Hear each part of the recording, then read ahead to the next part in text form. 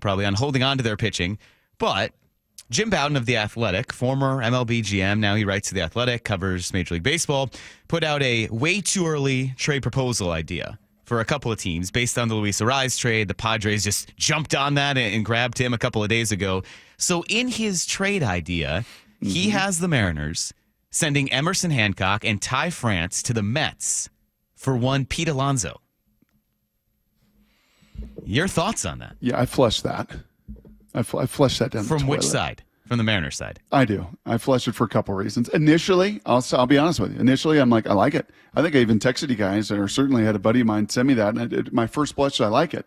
And then I'm like, don't be an idiot. It's easy enough for you to be an idiot. Just really think about this for just a little bit. I'm going to take umbrage with something you said right there. The Mariners got a lot of pitching. No, they don't. No, they don't. They have 5 plus 1 with Wu already coming back from an elbow that he had to be shut down last August, and he had to be shut down at the end of March. So that's 5 plus 1. And the other Logan Jr., Logan JV in AA, that's been awesome. He may be coming. Outside of that, yeah, you got some guys that could eat some innings at the AAA level, but I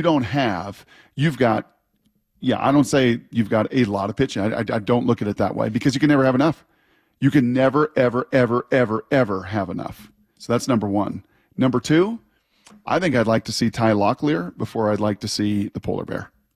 And if he continues to do what he's doing at AA, I think you've got that kind of, now, obviously, what Pete Alonso's done is tremendous, and his track record's amazing, and he's a remarkable, remarkable talent. And Ty Locklear's not taken one swing in the big leagues. But I think you've got that guy that fits, I guess, kind of some of that role waiting for you. And he's the one dude down in the minors right now that they were excited about in spring training when we were down there in February and March, a name that we heard a little bit. Keep a little eye. Keep a little watch on this guy. He's sure doing some good things. Sure looks like a bona fide difference maker. And he's the one dude at the start of the season, Lefko, that in your minor league system is answering the call and is answering the bell. So, yeah, at what point, and I think maybe if the exact parameters of this trade are a little out there and they wouldn't really help the Mariners because Alonso's a free agent at the end of the season, so you're getting maybe a few months, and we know the Mariners aren't really necessarily going to do that. A lot of teams have held on to their guys. They don't want to give them up for the short-term rental. That's not how the Mariners have operated. They have built up this system. They built up this pitching. They have built where they are with these guys in the lineup as well. But at what point, if this continues along this path, and we often preach short-term, we are going to see something one day, we have to overreact. It's the last game we have to go on. But over the course of a long season, as you mentioned when we started this show, that kind of evens out.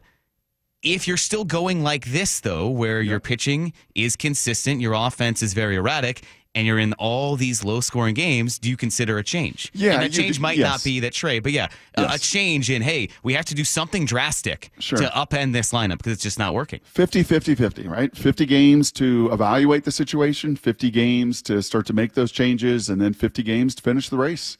So you're 35 in, right? You got the rest of this month of May, maybe 50, 60 games, where you're going to really give, everybody, you're going to give Ty France this opportunity, right? A guy that reinvented himself and has tried to rebuild his body and his swing and everything else.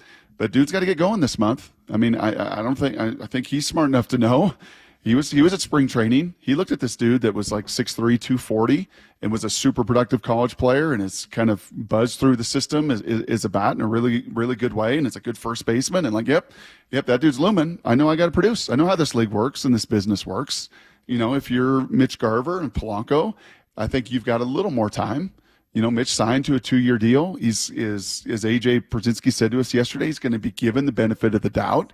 He's going to give his time to really settle into a DH position. Remember last year, he still caught like 26 games.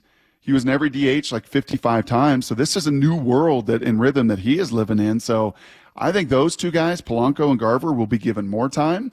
But I do think a Ty France is on a little bit of a watch simply because there's a piece behind him that's a pretty talented bat.